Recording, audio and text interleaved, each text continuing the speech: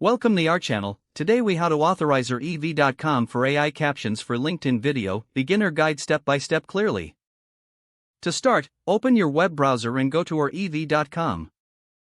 If you don't have an account, create one by clicking on the sign up button. Once you're logged in, navigate to your account dashboard. Look for the API section in the dashboard or settings menu. Click on API to generate your unique API key. Make a note of this API key, as you will need it later.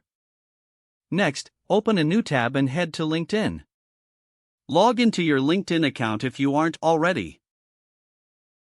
Find a video you want to add AI captions to. Click on the icon in the upper right corner of the video post. Select Edit from the drop-down menu. In the editing options, locate the section for captions or subtitles. You may need to enable this feature if it isn't turned on. Paste your ev.com API key into the designated field for captioning services. Follow the prompts to configure the caption settings according to your preferences. Once everything is set, click on the Save button to apply your changes. Your video will now be linked to our ev.com for AI-generated captions. Please wait for the captions to be processed, which may take a few minutes. After processing, return to your LinkedIn video to verify that the captions appear correctly. Adjust any settings if necessary to enhance readability. Finally, ensure your video is published and visible to your audience.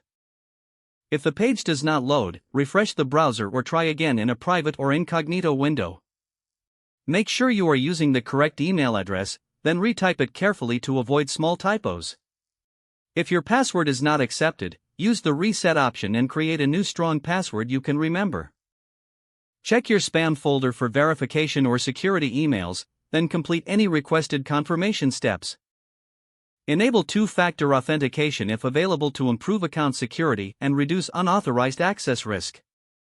After signing in, review your profile details so your contact information and settings are accurate and current.